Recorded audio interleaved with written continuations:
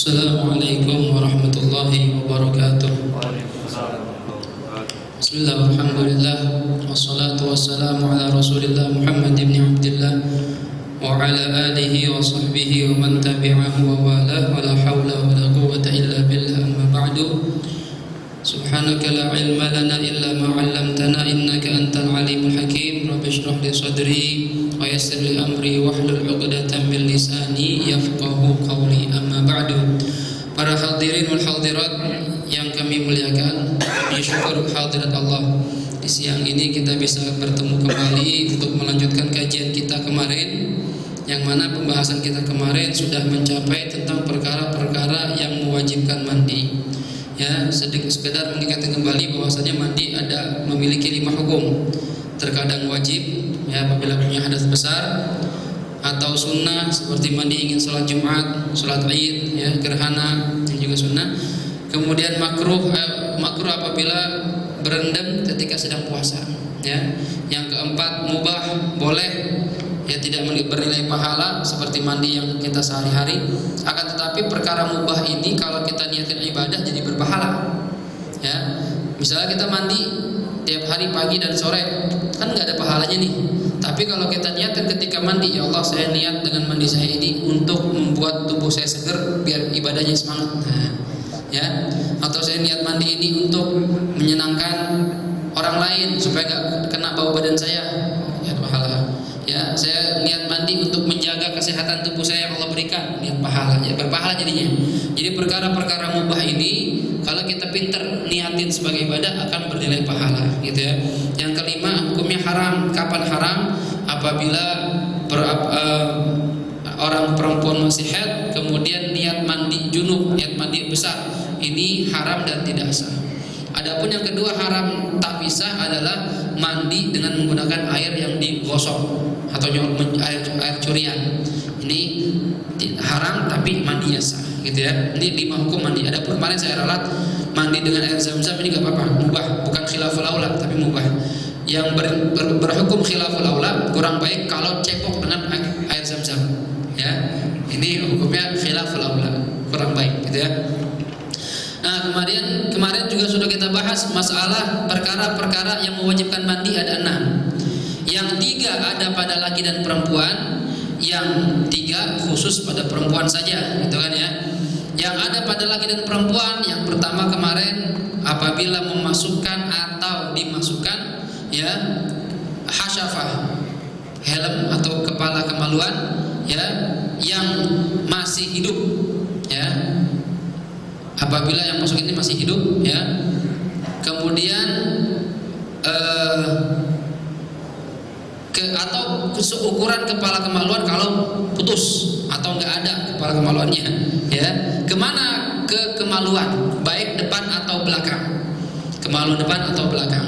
Walaupun cuma seukuran kepala kemaluan maka wajib mandi. Gimana kalau lebih? Apalagi yang seukuran kepala aja wajib mandi, apalagi terus ke dalam, ya, maka wajib mandi. Mau laki atau perempuan sama saja, ya. Mau yang memasukkan atau yang dimasukkan pun hukumnya sama, gitu ya, wajib mandi. Yang kedua, khurujul mani, apabila keluar mani, ya. Apabila keluar mani, baik, ya, keluar maninya dalam kondisi sadar atau tidur, mau atau enggak mau, sengaja, ya, syahwat atau enggak syahwat, ya, pokoknya keluar mani aja, maka dia dihukumi memiliki hadas besar dan wajib mandi, ya. Jelas kira-kira ini. Nah, kemudian seandainya ada orang ingin keluar mani dari kemaluannya, ditahan sama dia. Wah, kalau saya keluar mani bisa ini nih, ya, bisa wajib mandi, dingin gini, ditahan kemaluannya, pencet, ya, sampai nggak keluar. Wajib mandi nggak wajib mandi. Selama belum keluar dari, ya, kepala takarnya, dari lubang kemaluannya, maka tidak diwajibkan mandi, ya, kalau ditahan, gitu ya. Nah, ini cuma gak enak misalnya sakit ntar, ya, tubuhnya.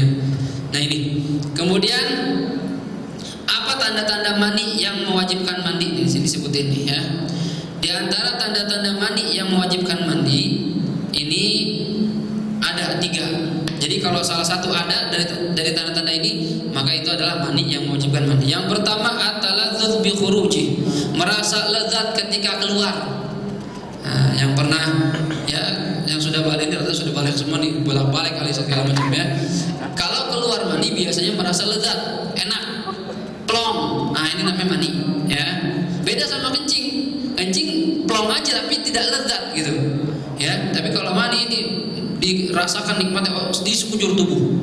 Ya, kayaknya beban yang berat tuh hilang semua gitu. Ya. Nah, makanya kalau kita ada syahwat, salurkan ke istri kita, jangan tahan-tahan, jangan pakai gengsi. Ya, ntar sakit puyeng-puyeng masuk angin meriang. Ya. Ya, yang kedua tandanya mani yang mewajibkan mandi at-tadafuq. Jadi kalau merasa lezat berarti itu mani. Yang kedua ciri-cirinya adalah muncrat. Mani itu keluarnya nggak seperti air kencing, enggak, tapi muncrat. Nah, itu mani namanya. Ya, ini kalau tanda seperti ini berarti itu mani. Ya. Yang ketiga baunya bisa kita tahu, bisa kita kenali. Apabila dalam kondisi basah, kering, maka baunya itu karaihatil ajin awit talab, mirip seperti bau dari adonan tepung. Nah, kalau yang biasa bikin kue tuh, ya, itu campur telur segala macam tuh. Nah, itu kalau basah bau mani mirip-mirip seperti itu. Atau seperti bau tolak, ujung dari pelepah kurma. Kalau yang tahu pohon kurma, dipotekin, cium itunya kayak getahnya tuh, nah mirip seperti mani. Ya, itu kalau kondisi kering. Kalau basah, itu kalau kering ya. Kalau basah, kara'ihati bayadil bait. Kalau basah ini katanya baunya terbalik. Tadi kalau basah tuh, kalau basah seperti adonan tepung atau ujung pelepah kurma. Tapi kalau kering, baunya seperti bau putih telur. Nah, apa itu telur tuh? Itu bau mani ketika lagi kering. Nah, ya. Nah, ini bisa kita kenali apakah ini mani atau bukan. Karena seperti yang sudah kita bahas, dari kemaluan kita itu bisa keluar 4 macam cairan. Ya, cairan pertama baul, kencing, udah jelas dah. Ya, kita kenal kencing kita masing-masing. Kadang kuning, kadang putih, kadang coklat, tergantung kesehatan kita. Ya, semakin bening kencing kita, berarti tubuh kita semakin sehat. Makanya saya pernah di mall mana gitu, di WC-nya ada indikator air kencing. Kalau kencingnya putih, berarti air putih cukup. Kalau sudah rada-rada kuning, ya masih cukup, cuma kurang sedikit, tambahin lagi. Kalau udah keruh atau coklat, wah berarti Anda kurang minum air putih. Minumlah yang banyak, kalau enggak hati-hati penyakit gitu. Ya, ini kita bisa kenali. Dan baunya amis, baunya pesing, air kencing itu. Ya, ini yang pertama. Yang kedua, wadiun atau wadi. Ya, apa itu wadi?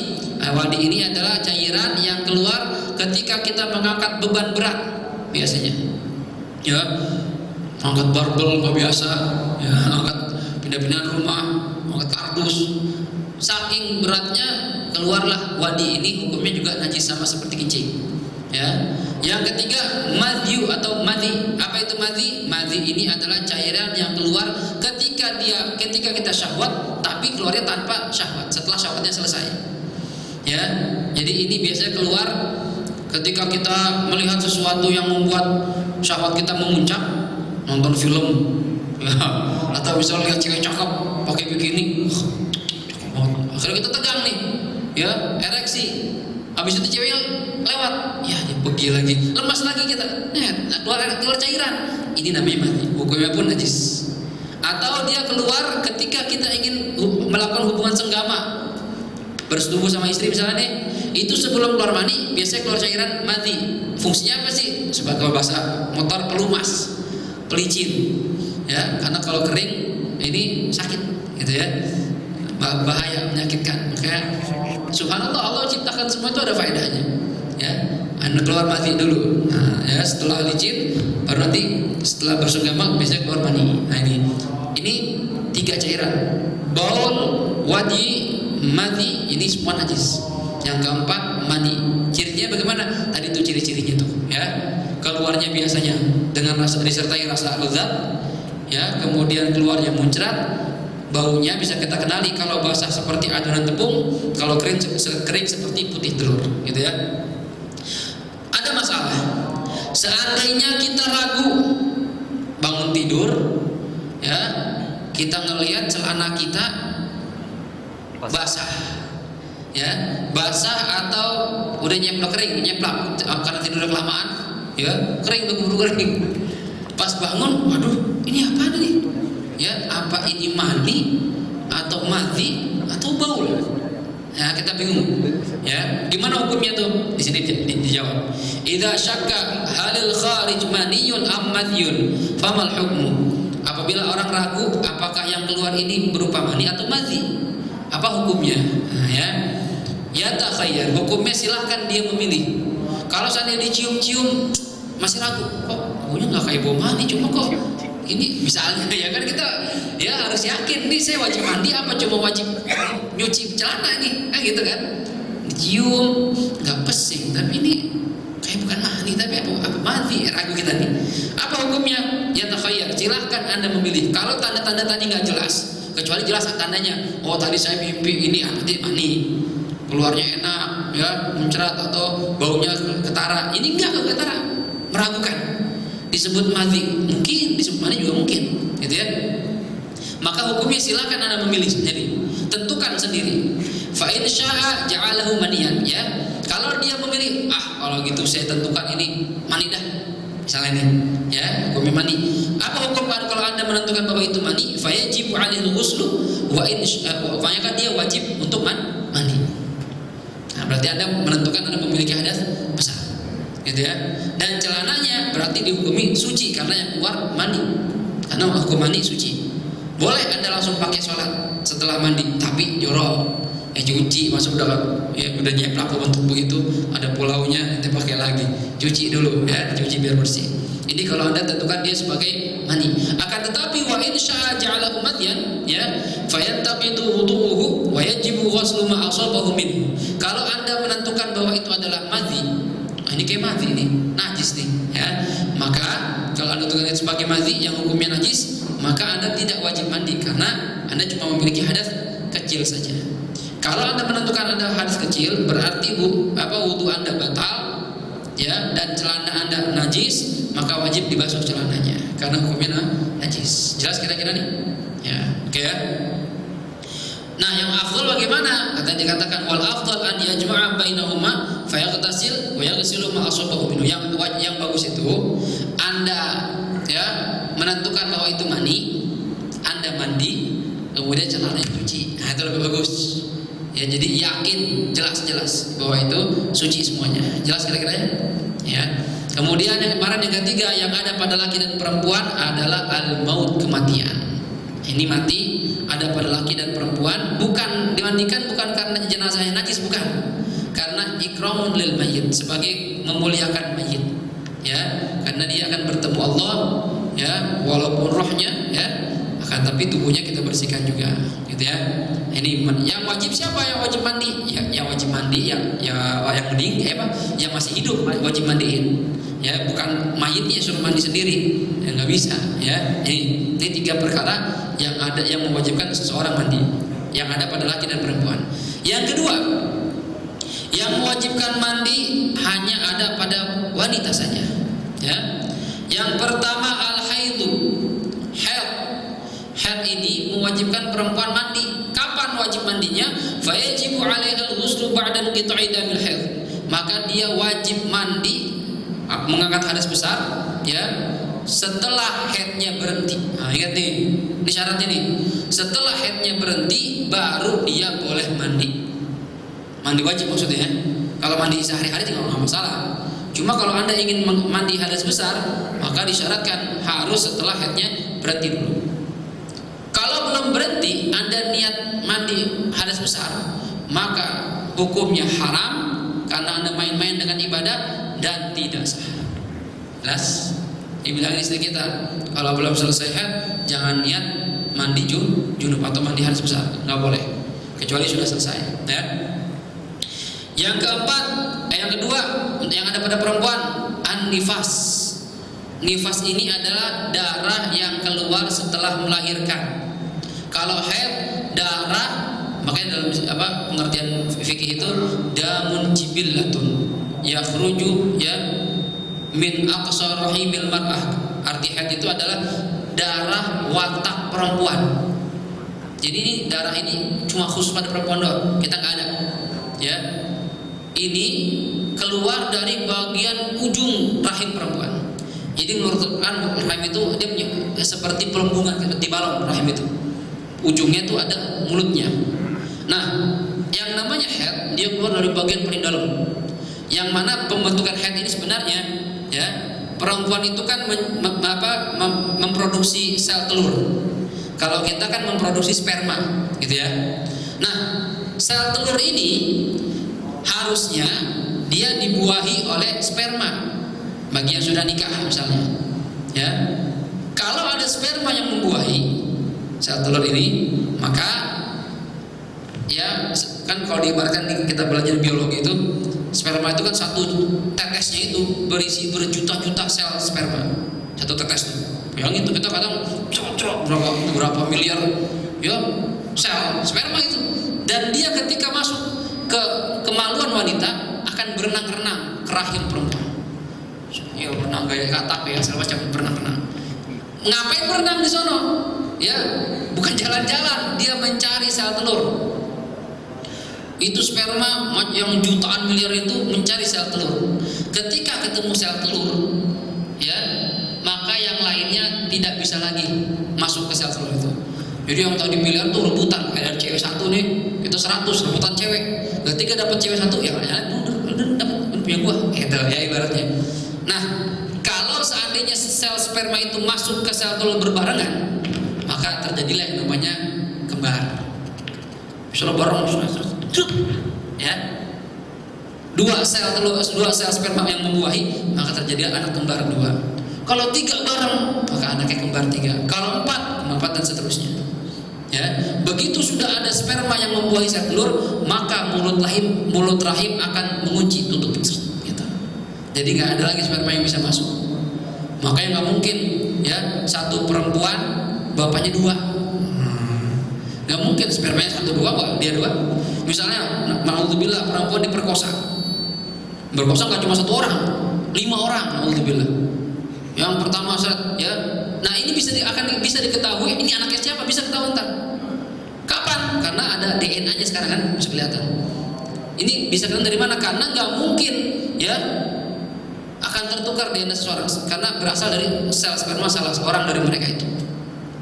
Ketika yang satu sudah masuk ke sel telur, yang lain tidak akan bisa masuk. Masuk doang ke vagina tapi tidak bisa masuk ke rahim. Nanti akan keluar lagi ketika dia cepo. Nah, makanya ketika kita kumpul sama istri kita bersetubuh, itu spermanya sudah membuahi. Ketika dia cepo sebagian keluar lagi. Nah ini ya, ini awalnya head. Apa itu head? Adalah sel telur yang tidak dibuahi oleh sperma. Ya, dia nungguin mana nih sperma nih, nggak nyampe-nyampe. Ya, nungguin aja. Apalagi belum nikah. Ya, nggak ada yang datang yang sama siapa dia. Ya, sel telurnya. Karena nggak ada yang membuahi dia, tidak ada yang membuahi sel telur, maka sel telur ini akan menempel di dinding rahim sehingga menjadi busuk, menjadi rusak, jadilah darah kotor atau darah head. Darah head ini yang akan dikeluarkan ya dari rahim perempuan, ya itu yang disebut darah head, dan ini biasanya keluar pertama kali sakit rasanya. Makanya kita harus mengertiin juga, perhatian sama perempuan, apalagi istri kita. Biasanya hari-hari pertama keluar head itu dia sensitif, ya digodain dikit marah, kita ngertiin ya, karena itu sakitnya minta ampun katanya. Saya juga nggak tahu, katanya begitu. Jadi gampang marah. Nah ini karena keluar darah itu sakit. Itu adalah head. Awal mulanya itu sel telur yang tidak dibuahi oleh sperma menempel di dinding rahim kemudian rusak. Ini head. Sedangkan nifas adalah damun yakhruju aqibal wiladah, darah yang keluar setelah melahirkan. Nah, ini lebih banyak lagi keluarnya. Ya, kalau head nanti kita ada pembahasan minimal sehari semalam. Kalau darahnya digabungin, bukan berarti harus ngocor terus hari semalam. Ya mati orang begitu. Maksudnya head di sini sehari semalam minimal adalah misalnya sehari keluar 3 jam, hari kedua 5 jam. Kalau digabungin sehari semalam 24 jam, berarti itu head. Ya, kalau seandainya keluarnya itu hari pertama sejam, hari kedua 1 jam, sampai 7 hari, berarti cuma 7 jam, tiap hari 1 jam, itu bukan darah haid. Namanya darah istihadah atau darah penyakit. Maka hukumnya beda. Kalau darah haid perempuan nggak boleh sholat, bahkan nggak wajib sholat, nggak boleh dan nggak wajib. ya, nggak boleh puasa segala macam, nggak boleh kita setubuhi, nggak boleh menyentuh mushaf, nggak boleh baca Quran, nih perempuan haid. Tapi kalau darah istihadah, darah penyakit, dia tetap wajib sholat, wajib puasa, boleh kita setubuhi, ya. Ini makanya kita perlu tahu hukum haid dan istihadah itu berbeda, jelas ya. Tapi kalau nifas keluar setelah melahirkan, ini lebih lama, ya. Kalau haid itu minimal paling sedikit 24 jam. Biasanya 6 atau 7 hari perempuan haid di mata kita Imam Syafi'i, ya, maksimal 15 hari ini darah haid, ya. Nah, makanya kita kalau nyari istri yang masih bujangan nih, ya, tanya haidnya berapa lama sih gitu. Kalau dia haid 15 hari, pikir-pikir dulu, kelamaan tuh, liburnya lama, wah 15 hari lama liburnya, ini lagi pengen repot nggak ada serepnya, ya. Kecuali istrinya 2, nah ada serepnya, ya. Kalau haidnya berapa hari? Ya, saya cuma 3 hari pak. Boleh, bagus nih, ya. Haidnya sebentar pak. Nah ini, jadi perempuan beda-beda.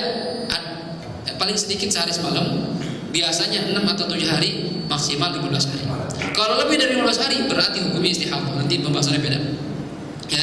Tapi kalau nifas itu minimal kutrotan katanya, 1 tetes minimal. Ada orang perempuan nifas 1 tetes, ada. Siapa itu? Siti Fatimah. Siti Fatimah Al-Batul ini putri Rasulullah SAW. Ini tidak haid sama sekali dalam hidupnya. Jadi ibadahnya itu nggak pernah terganggu. Kan perempuan kalah sama laki-laki karena dia ada liburnya. Makanya kita lebih sempurna, ya, agak ibadahnya full sebulan kita bisa ibadah. Perempuan libur seminggu, kalah sama kita. Tapi Siti Fatimah Allah kasih kemuliaan, tidak haid sama sekali. Nah, kalau ada yang beranggapan wanita yang gak haid itu gak bisa hamil, ya gak tepat juga, ya. Karena Siti Fatimah tidak haid tapi bisa hamil, Sayyidina Hasan, Sayyidina Husain, ya. Nah, ini setelah melahirkan cuma nifas 1 tetes doang. Ini. Tapi umumnya perempuan nifas itu 40 hari, maksimal 60 hari. Nah, ini, ya. Ini harus tahu nih. Jadi perempuan tuh biasa habis nifas 60 hari berhenti atau 40 hari berhenti. Beda-beda tergantung, ya, kondisi perempuan itu. Tapi kalau lewat dari 60 hari masih keluar darah mulu, berarti ada yang hukumnya istihadah penyakit. Ini hukumnya berbeda. Jelas? Orang nifas hukumnya sama seperti orang haid. Nggak boleh sholat, nggak boleh puasa, nggak boleh tawaf, nggak boleh baca Quran, nggak boleh menyentuh mushaf, ya, nggak boleh berkumpul sama kita, mesti bersetubuh sama kita, nggak boleh. Sama hukumnya, kita libur dulu, ya, tahan nafsu dulu. Mungkin kalau istri lagi haid jangan deket-deket, ya. Kalau nggak kuat, nanti takutnya Anda akan terjerumus ke perkara yang Allah haramkan, menyetubuhi wanita yang sedang haid. Nah, saat nggak tahan ini, ya, masa saya jajan di luar haram, gimana ini? Kalau memang Anda memiliki syahwat yang gede, itu kemarin saya bilang, silakan Anda onani dengan syarat dengan tangan istri. Boleh, tapi tangan sendiri nggak boleh, haram tangan sendiri. Atau silakan lakukan mufakhadah. Mufakhadah itu gesek doang di paha. Nah, silakan dah, ya. Jadi yang nggak boleh itu kalau ketika perempuan lagi haid, ini ulama beda pendapat, ya. Bersetubuh jelas-jelas nggak boleh, ya. Tapi, ya, boleh nggak kita istimta itu kita mengambil keenakan, mengambil kenikmatan dari antara pusat sampai paha. Ini ulama ada beda pendapat, ya. Istimta itu misalnya kita gesek-gesek atau cium-cium, elus-elus. Ini sebagian ulama mengatakan jima udah otomatis nggak boleh, bersetubuh nggak boleh. Tapi Ustaz, saya cuma pegang-pegang doang, ya, elus-elus pahanya. Ini sebagian mengatakan tidak boleh. Pokoknya dari pusat sampai dengkul jangan diutak-atik. Pusat ke atas silakan, dengkul ke bawah silakan.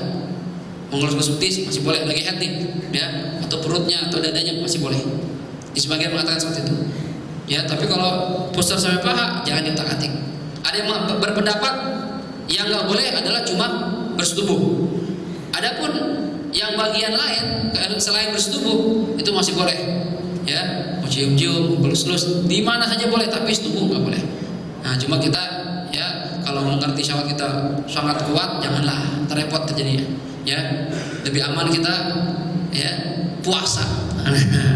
Kalau puasa kan kita nggak bisa ngapain tuh, ya, rumah saya bawaannya puasa dah sampai istri kita selesai dari haid. Atau cara yang tadi, ima kita onani dengan tangan istri, ya, atau kita mufakhadah, lulus-lulus saja, ya, itu masih boleh. Kemudian yang termasuk perkara yang mewajibkan mandi adalah al-wiladah, melahirkan. Nah, bedanya apa sama nifas? Beda. Perempuan yang setelah melahirkan maka dia wajib mandi walaupun nggak nifas. Misalnya nggak nifas nih, cuma keluar darah sebentar doang habis berhenti, maka dia wajib mandi dan sudah wajib sholat. Ustaz, kan dia dioperasi, walaupun dioperasi. Jadi ini nggak harus syaratnya keluarnya normal, nggak. Pokoknya ngelahirin aja, maka dia wajib mandi. Kapan wajib mandinya? Kalau ketika setelah melahirkan tidak keluar darah nifas. Tapi kalau setelah melahirkan keluar darah nifas seperti perempuan pada umumnya, maka wajib mandi kapan? Setelah nifasnya selesai. Jelas? Jadi nggak boleh tuh dia ketika masih nifas saya niat mandi hadas besar, maka hukumnya haram dan tidak sah. Sama seperti wanita haid. Jelas kira-kira nih? Nah, ini perkara-perkara yang mewajibkan mandi. Sampai sini ada pertanyaan? Kalau keguguran gimana?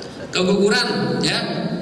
Keguguran kalau memang dia asalnya sebagai anak, maka wajib mandi. Karena awal itu kan pembentukan anak, gitu ya, wajib mandi. Sama seperti orang melahirkan, gitu ya. Dan biasanya kalau keguguran nggak keluar darah nifas, biasanya nggak, udah selesai aja gitu, ya. Ini masalah perkara-perkara yang mewajibkan mandi. 3 ada pada laki dan perempuan, 3 khusus pada perempuan saja, ya. Kemudian furudul ghusli, ketika mandi sekarang. Kita bayangin sekarang kita lagi mandi. Apa yang wajib ketika lagi mandi?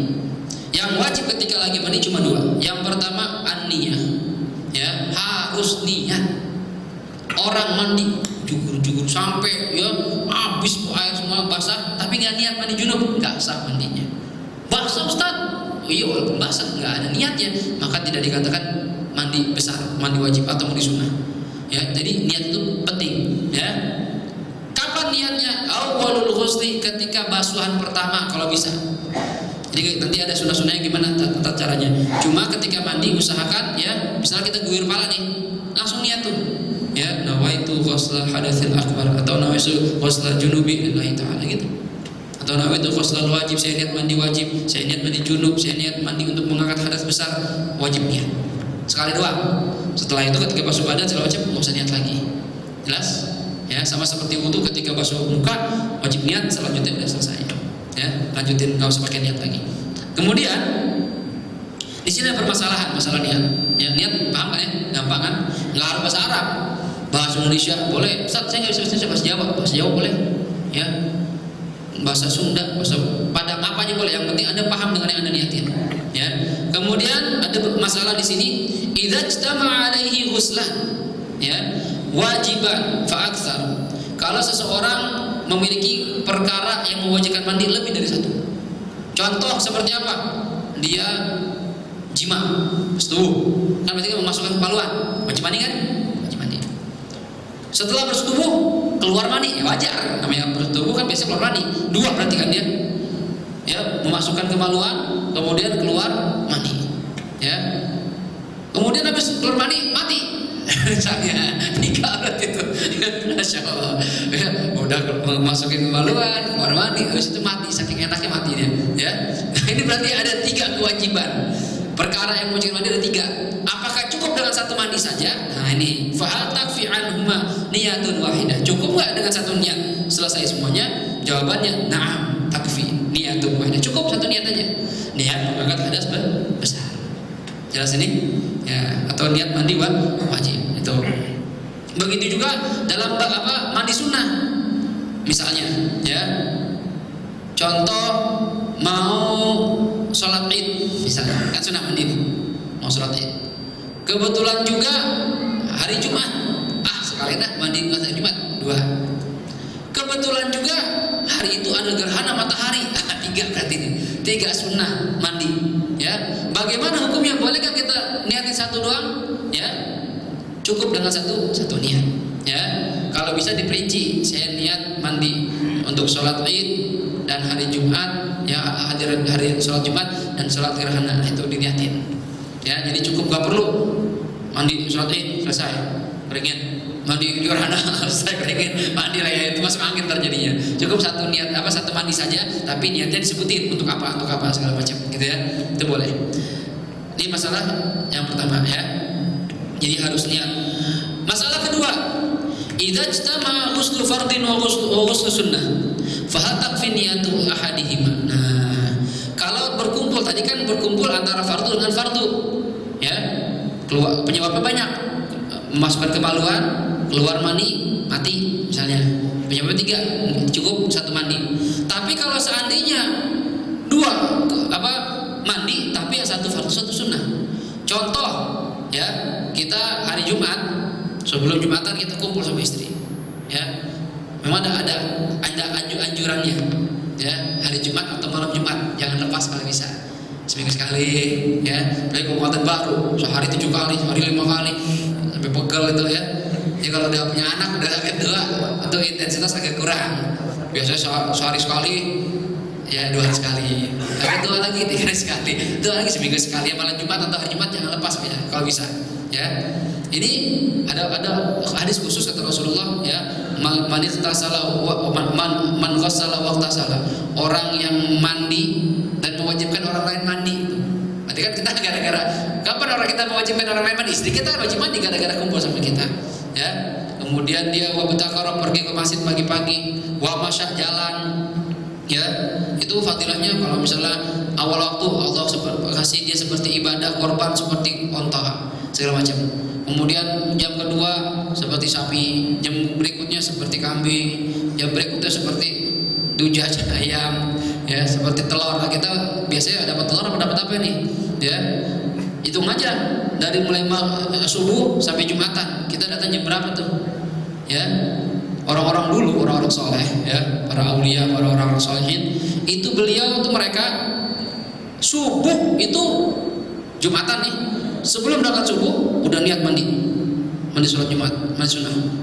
Jadi subuh di masjid, dari mulai subuh sampai Jumatan di masjid aja, baca kahfi, baca sholawat, baca zikir, baca wirid. Orang dulu tuh. Jadi orang-orang ini Indonesia ini kan mayoritas Islam, ya. Islam bahkan Islam terbesar sedunia kita nih, ya Islam terbesar sedunia. Tapi kita nggak mengikuti gaya Islam.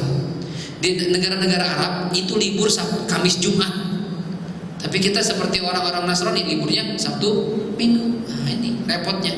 Kenapa ke orang-orang Arab itu liburnya Kamis Jumat? Karena mereka tahu Jumat itu adalah Kamis dan Jumat waktu yang dianjurkan perbanyak ibadah. Ya, malam Jumat kita suruh baca kahfi, ya, baca Yasin, baca Waqiah, baca apa namanya? Maryam, banyak ya kegiatan-kegiatan, banyakin sholawat.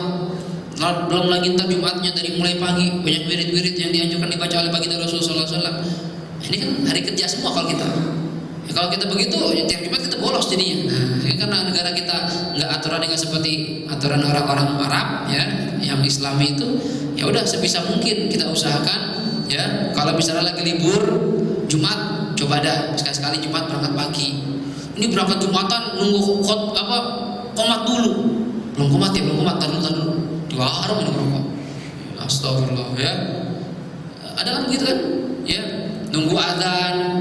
Belum azan, ntar dulu santai dulu belum azan. Ente nih mau dapat apa nih malaikat kata Rasulullah SAW kalau hari Jumat? Itu mereka tiap malaikat tuh nungguin di pintu masjid, bawa catatan. Ya. Kayak orang absen gitu. Masuk, masuk, enggak. Jamnya ada tuh, jam sekian. Ya. Ketika khatib sudah naik ke mimbar, Assalamualaikum warahmatullahi wabarakatuh. Pintu tutup, buku tutup. Ini kata Rasulullah SAW.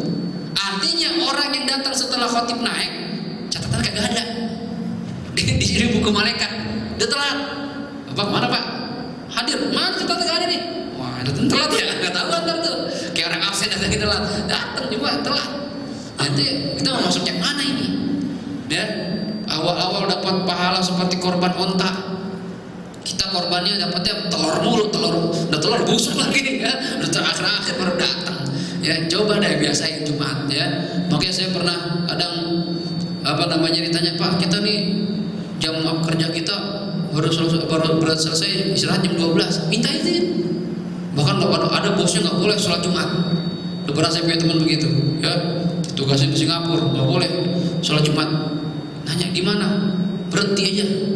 Udah akhirnya minta berhenti, akhirnya kasih juga. diizinin. Nah, orang Islam jangan takut, jangan gara-gara cari duit kita ya ngerelain kita ninggalin sholat, jangan. Lawan. Ya rezeki di mana aja, nggak cuma di situ doang. Kalau bos kita nyuruh kita ninggalin sholat, udah nggak usah kerja tempat lain dah. Ya. Nah, kalau ada waktu misalnya hari Jumat jam 11 istirahat, udah nggak usah pakai kongko dulu, langsung ke masjid. Mandi sunnah atau udah mandi di rumah tadi ya langsung ke masjid, gak usah nunggu jam setengah 12 ntar jam 12 itu azan dulu, gak usah, pergi ke masjid baca kahfi, baca yasin, baca sholawat gitu. Jadi nungguin ya, sahabat itu nungguin khatib, bukan khatib nungguin jamaah. Kita enggak, khatib udah datang baru yang mana tuh ya. Kalau para sahabat tuh udah ramai baru Nabi datang gitu ya. Itu cara seperti itu Jumat ya.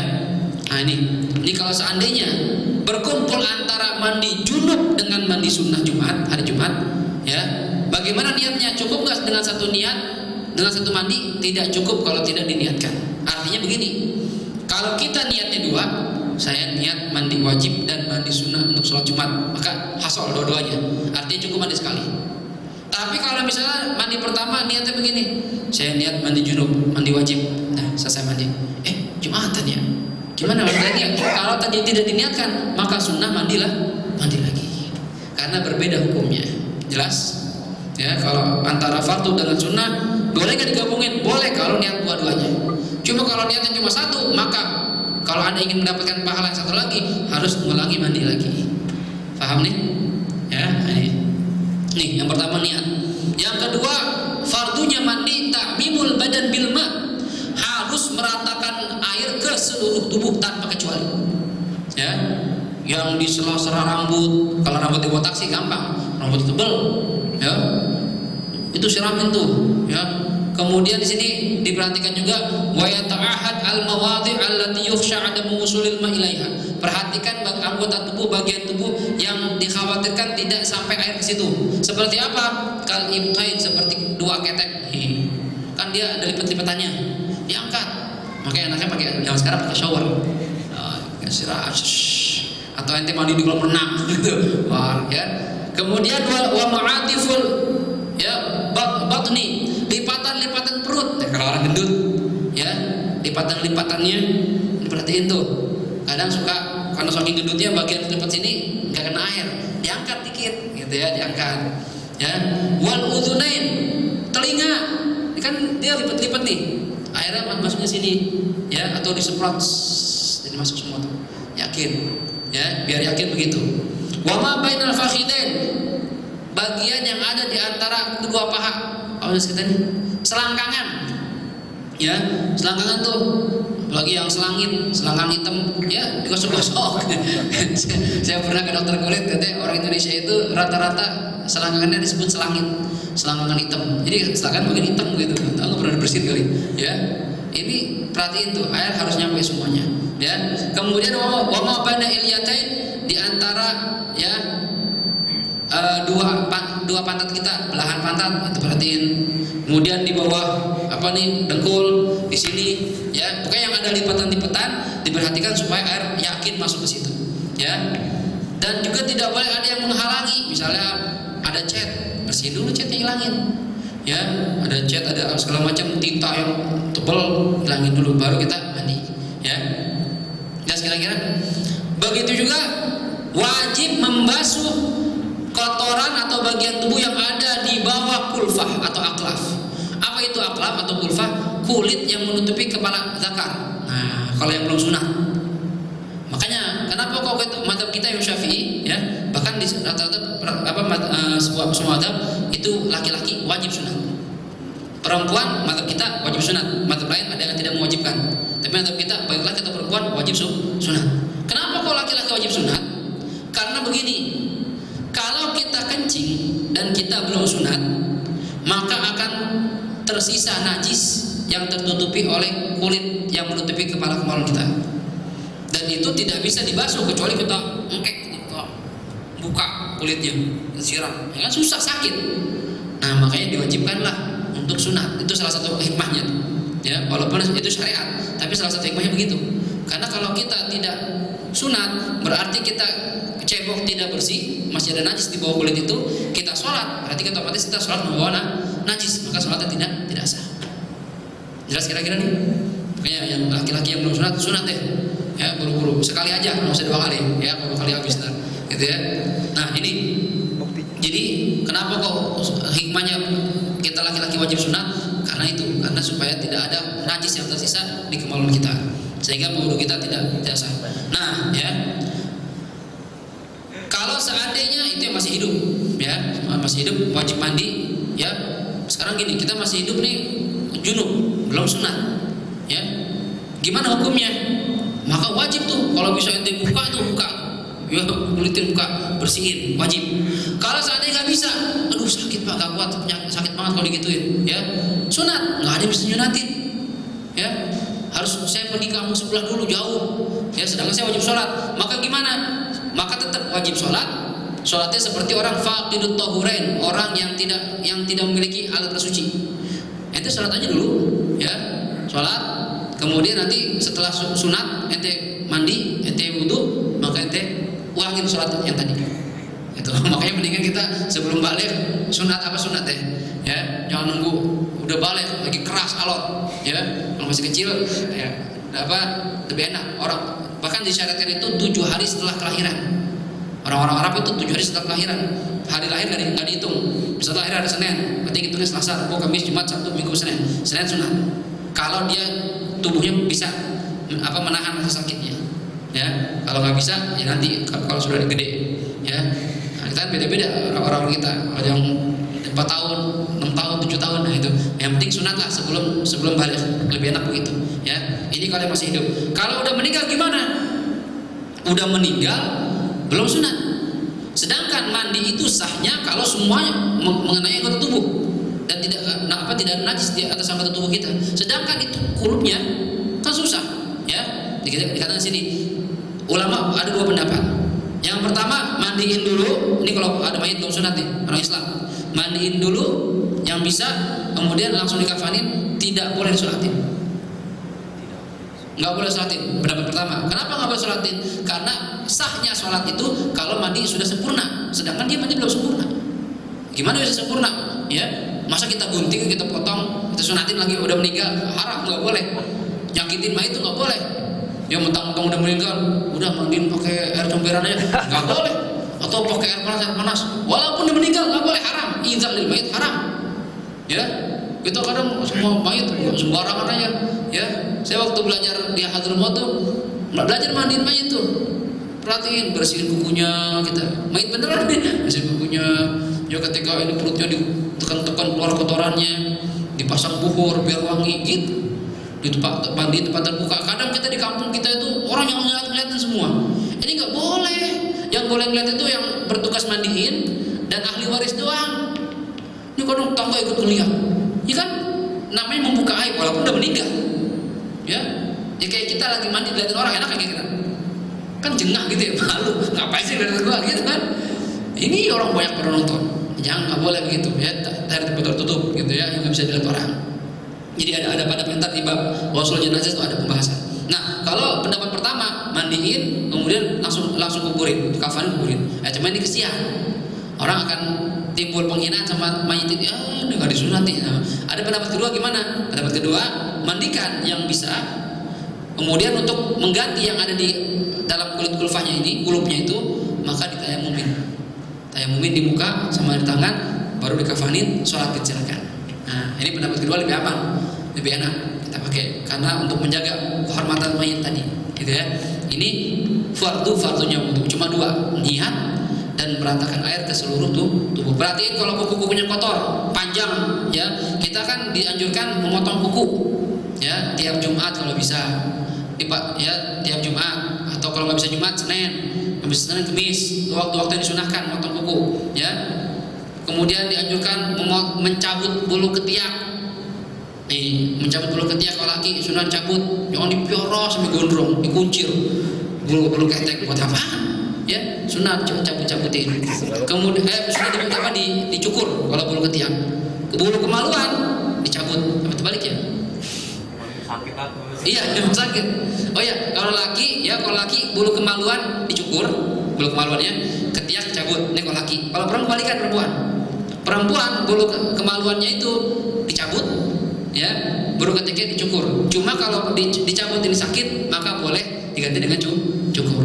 Ternyata di kitab itu dibahas kenapa kok perempuan dianjurkan ketika membersihkan bulu ketiaknya ini dicabut bukan dicukur. Ternyata perempuan kalau bulu ketiaknya bulu kemaluannya itu dihilangkan dengan cara dicabut, ini akan mengurangi syahwatnya. Sehingga kan perempuan syahwat lebih gede. Ya. Jadi rahasianya itu perempuan akan kalau dicabut syahwatnya lebih turun. Ya, lebih tenang.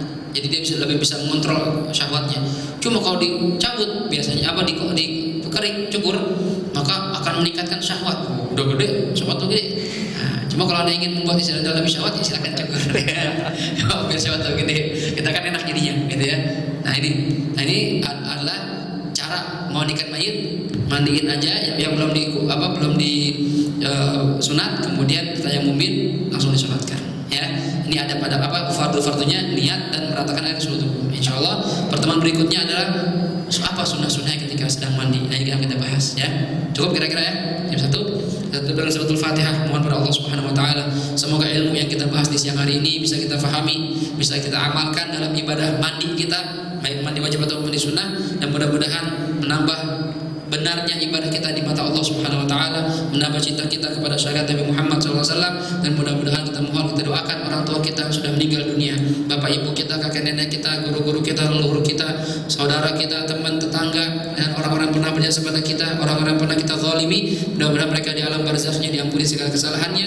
Allah terima amal ibadahnya, Allah jadikan kubur mereka raudhah min riyadil jannah. Dan kita mohon pada Allah Subhanahu wa taala agar Allah jadikan kita orang yang panjang umur, dalam sehat walafiat, dalam taat pada Allah dan Rasulullah SAW, orang yang rezekinya halal, berkah, baik, cukup, banyak, tidak membuat kita lupa pada Allah Subhanahu wa taala dan tidak menyusahkan kita di dunia maupun di akhirat. Kita mohon pada Allah Subhanahu wa taala juga agar Allah jadikan istri kita istri yang salihah, suami ibu-ibu suami yang salihin, dan kita mohon anak-anak kita Allah jadikan dzurriyyah thayyibah, ya, orang yang anak-anak yang salih dan salihat yang berbakti pada kedua orang tuanya.